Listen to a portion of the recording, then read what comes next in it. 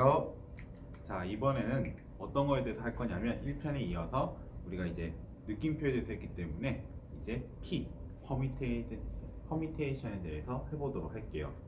자, 그럼 저거 보면 이 P라고 하는 것을 우리가 이제 뭐라고 읽냐면 P라고 하는 거는 퍼미테이션이라 읽어요. 퍼미테이션. 자, 그럼 퍼미테이션이 무엇이냐? 퍼미테이션 앞에서 배웠던 팩토리얼과 조금 같으면서도 좀 다른 면이 있어요. 어떤 면에서 다르냐면 팩토리얼 같은 경우에는 우리가 숫자를 그냥 1년로 나열하는 것뿐이에요. 나열만 해요. 하지만 이 퍼미테이션이라는 거는 이 팩토리얼에 어떤 개념이 들어가는 거냐면 선택이라는 개념이 더 들어가는 거예요. 다시 말하면 내가 전체를 나열하는 것이 아니라 일부분만 나열한다는 의미로 이 퍼미테이션을 사용할 겁니다. 자, 그러면 이 퍼미테이션에 대해서 조금 더 가보도록 할게요. 자, 그럼 퍼미테이션 얘기해보면 M permutation N. 자, 이거에 대한 의미를 먼저 생각을 해볼게요. 이것의 의미는 무엇이냐?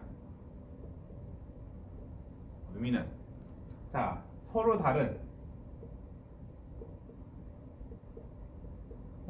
M개 중에서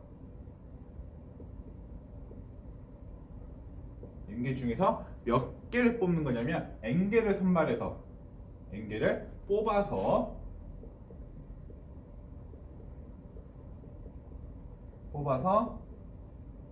일렬로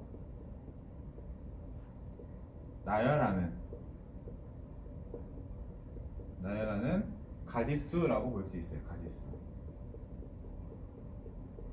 서로 M개 중에서 N을 뽑아가지고 나열하는 가지수를 우리는 MPN이라고 본다라는 거예요. 그럼 이거를 조금 계산하는 방법에도 조금 볼게요. 계산하는 방법이 어떤 게 있는지 생각을 해볼게요. 자, 계산 예를 한번 들어볼게요. 예를 한번 들어보면 쉽게 생각해보면 5 퍼미테이션 2를 한번 해보면 자, 여기 먼저 아까 우리가 생각했던 것처럼 팩토리얼 개념을 갖고 왔기 때문에 팩토리얼 그대로 사용합니다. 5, 4, 3, 2, 1. 5 팩토리얼 앞에 있는 숫자 5를 쭉 나열한 다음에 내가 여기서 앞에서 몇 개를 취하냐? 바로 두 개를 취하는 거예요. 두 개를 취하기 때문에 5랑 4를 취하고 3, 2, 1은 취하지 않습니다. 그렇다고 하면 5P라고 하는 거는 우리가 원하는 값을 얼마라고 얻을 수가 있냐면 22다 라는 값을 얻을 수가 있습니다. 자, 하나만 더 볼게요. 하나 더 보면 6, P, 3. 자, 이것도 해볼게요. 이것도 마찬가지로 앞에 있는 6에 대해서 팩토리얼 쭉 나열해 보세요. 6, 5, 4, 3, 2, 1. 자, 이렇게 나열한 다음에 우린 여기서 몇 개를 취하는 거냐? 뒤에 있는 3. 다시 말하면 3개를 취할 겁니다. 3개, 6, 5, 4. 뒤에 있는 3, 2, 1을 취하지 않습니다. 그렇기 때문에 우리가 계산해보면 얼마라는 답을 얻을 수가 있냐면 계산해보면 120. 자, 이거에 대한 계산은 각자 해보시면 좋을 것 같아요. 자, 그러면 이 퍼미테이션과 관련된 예는 어떤 게 있느냐, 실전과 같은 예는 어떤 게 있느냐에 대해서 한번 보도록 하겠습니다. 자, 실전과 같은 예를 한번 보면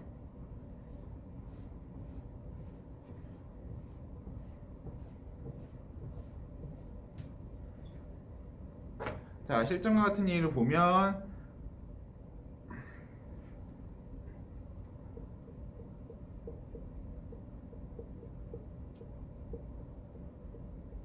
자, 실전 예 1번 서로 다른 일 하지 말고 대표적인 예로 한번 가볼게요. 1반 전체 학생이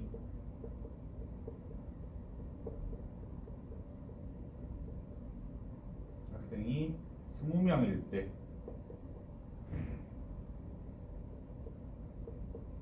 때 반장과 부반장을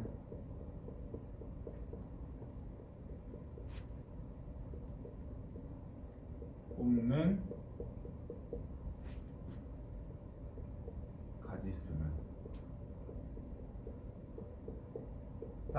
우리 익숙한 문제 나왔어요. 반장과 부반장. 그런데 전체 인원이 몇 명이라 했냐면 20명이라고 했어요. 20명. 그럼 나 20명 중에서 반장과 부반장은 총 몇 명 뽑는 거죠? 2명을 뽑아요. 자, 가장 많은 표를 받은 사람이 뭐가 되는 거죠? 반장이 되고, 그 다음 차로 많이 받은 사람이, 차수를 많이 받은 사람이 부반장이 된다는 기본적인 생각을 가지고 보도록 할게요. 그러면 반장과 부반장이 뽑힐 수 있는 것을 계산을 해보면, 자, 전체 20명 중에서 P 첫 번째 뽑힌 사람은 뭐가 되고? 반장이 되고, 두 번째 뽑힌 사람은 뭐가 되고? 부반장이 되기 때문에 20PE를 계산해주면 얼마나 볼 수가 있냐면 20 곱하기 19 따라서 얼마 되냐면 380이라고 계산을 할 수 있겠죠. 자, 이렇게 우리가 전체 학생에서 반장과 부반장을 뽑아서 나열하는 방법을 할 때도 사용할 수가 있다라는 겁니다. 자, 그러면 조금 더 보도록 할게요. 조금 더. 자, 그럼 좀 더 보면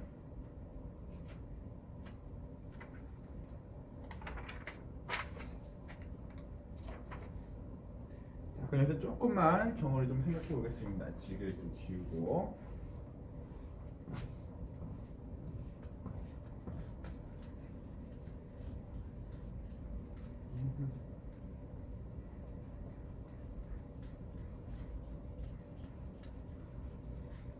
자, 그러면 실전예 2. 자, 여기 적어 보겠습니다. 세 개의 문자.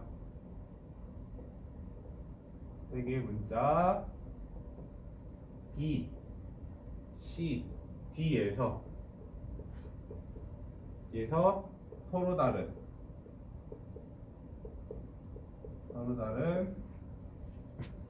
두 개의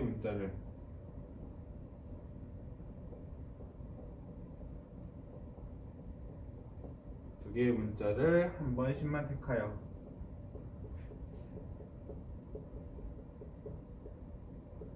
문자 많이 기네요. 이럴 줄 알았으면 TV로 했을 텐데 제가 생각이 짧았네요. 사전식으로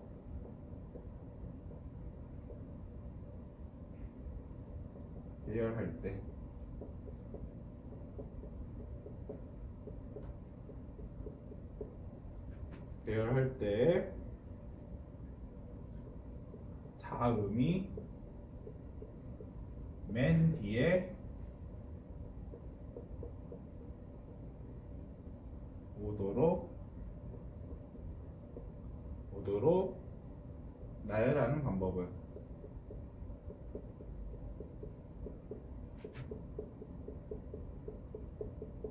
자, 그럼 이 문제 생각해 볼게요. 자, 문제에서 글자를 몇 개 뽑는 거냐면 2개를 뽑는데요. 근데 전체 문자가 몇 개죠? 맞아요. 3개예요. 그런데 이 3개를 다시 살펴볼게요. B, C, D 얘네 3개 다 뭐라고 얘기할 수가 있냐면 다 자음이에요.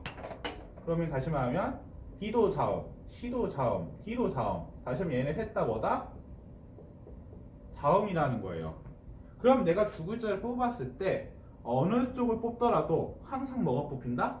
자음이 뽑힌다는 거예요. 자, 그럼 첫 번째 글자도 자음이 뽑히고 뒤에 글자도 자음이 뽑혀요.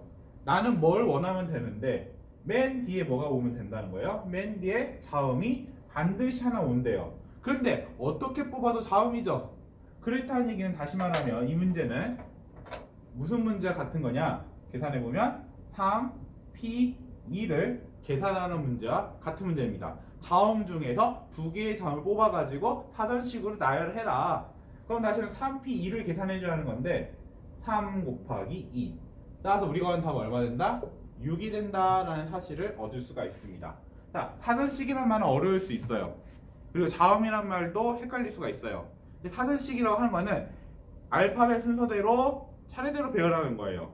그 의미를 가진 거기 때문에 다시 말하면 표현을 낯설게 해서 우리가 알고 있는 용어가 아닌 다른 용어로 표현하게끔 해서 문제를 푸는 게 조금 어렵게 하려고 낸 것 뿐이지 실제로 문제 다 곰곰이 읽어보면 어떤 문제가 되어 있냐면 자음 배치하는 문제고 자음 우리가 주어진 것도 다 자음.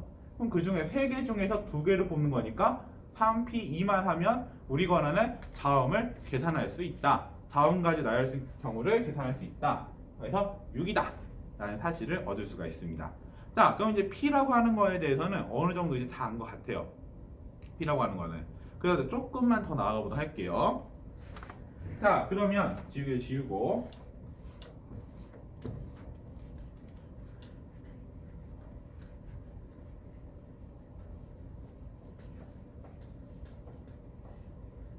앞에 팩토리얼 내용을 좀 하나만 더 설명해 하겠습니다. 팩토리얼. 자, 우리가 먼저 생각할 것 중 하나는 뭐냐면 0팩토리얼은 과연 얼마냐 라는 게 궁금해요. 0팩토리얼. 자, 0이라고 하는 건 아무것도 없는 걸 나열하는 거예요. 아무것도 없는 걸. 그러면 아무것도 없는 걸 나열하는 그 전체도 딱 한 가지밖에 존재하지 않는 거죠. 그렇기 때문에 0팩토리얼을 우리가 얼마로 얘기하냐면 1이라고 얘기합니다. 이 사실 매우 중요합니다. 자, 이 사실까지 우리가 정리를 하면 우리가 이제 P에 대해서는 다 정리가 끝났어요. 자, P랑 팩토리얼의 차이점은 뭐냐? 둘 다 일단은 1로 나열한다라는 차이가 공통점이 있지만 차이라고 하는 거는 P는 일부를 선택해서 나열하는 것이고 팩토리얼은 전체를 나열한다는 거. 그게 차이점이 있습니다. 그래서 문제와 같이 선택을 해서 나열한다 라는 표현, 배열한다 라고 표현이 있으면 팩토리얼 무조건 쓰는 것이 아니라 몇 개를 선발해서 나열해야 하는구나. 나는 P를 사용해야겠구나 라고 생각을 해주셔야 합니다. 그리고 P를 계산할 때 원래 정석적인 방법이 있어요. 하지만 그렇게 풀었다가는 우리가 계산과제 좀 혼동이 오니까 우리가 팩토리얼 개념을 이용해서 그리고 선발한다는 개념을 이용해가지고 계산 방법을 해본 거예요. 자, 그래서 곱하기는 절대 실수하면 되지 않는다. 그리고 계산한 거는 반드시 될 수 있도록 다시 한번 또 검산해 본다. 자, 이렇게 보면 우리가 이제 P까지, 다시 한번 퍼미테이션까지 정리를 다 한 것 같아요. 자, 그럼 오늘 2번째까지 마쳤고 이제 남은 2가지 마저 다음 강의에서 이어서 하도록 하겠습니다. 감사합니다.